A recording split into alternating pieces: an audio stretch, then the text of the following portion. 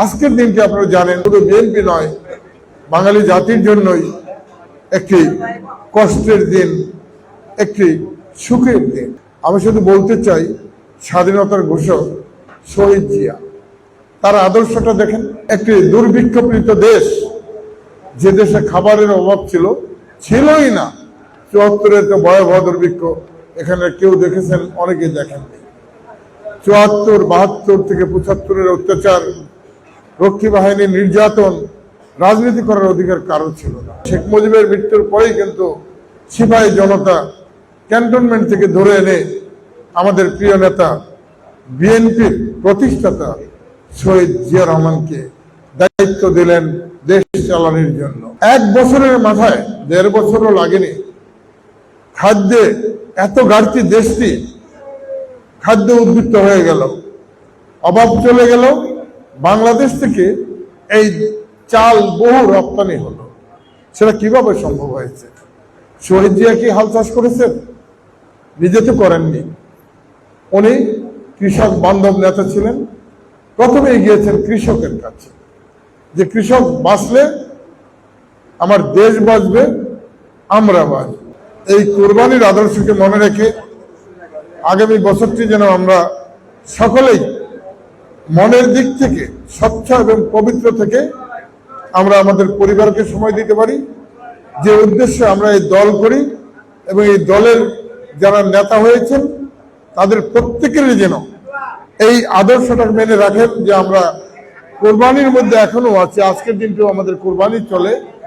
কোরবানির যে উদ্দেশ্য, সকল অসৎ কাজকে আমরা পরিহার করব, ভালো কাজগুলোকে আমরা গ্রহণ করব, এটাই কোরবানির মূল উদ্দেশ্য।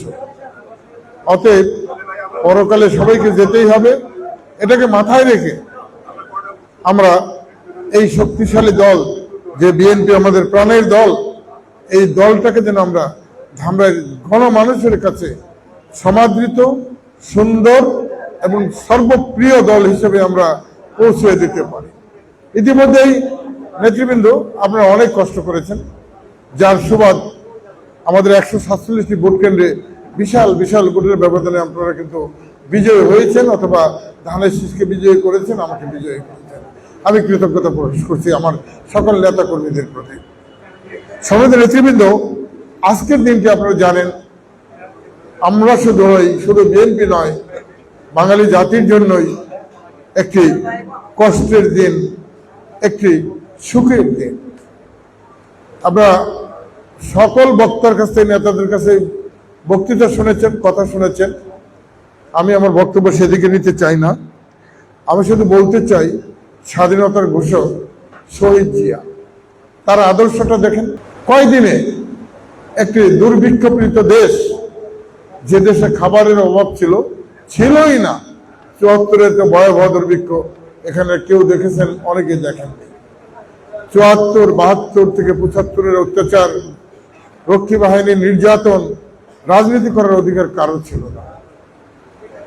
তার মৃত্যুর পরেই, শেখ মুজিবের মৃত্যুর পরেই কিন্তু সিপাহী জনতা ক্যান্টনমেন্ট থেকে ধরে এনে আমাদের প্রিয় নেতা বিএনপির প্রতিষ্ঠাতা শহীদ জিয়া রহমানকে দায়িত্ব দিলেন দেশ চালানোর জন্য। ১ বছরের মাথায়, ১.৫ বছরও লাগেনি, খাদ্যে এত ঘাটতি, দেশটি খাদ্য উদ্বৃত্ত হয়ে গেল, অভাব চলে গেল। বাংলাদেশ থেকে এই চাল বহু রপ্তানি হলো। সেটা কিভাবে সম্ভব হয়েছে? শহীদ জিয়া কি হাল চাষ করেছেন? নিজে তো করেননি। উনি কৃষক বান্ধব নেতা ছিলেন। প্রথমে গিয়েছেন কৃষকের কাছে, যে কৃষক বাঁচলে আমার দেশ বাঁচবে, আমরা বাঁচব।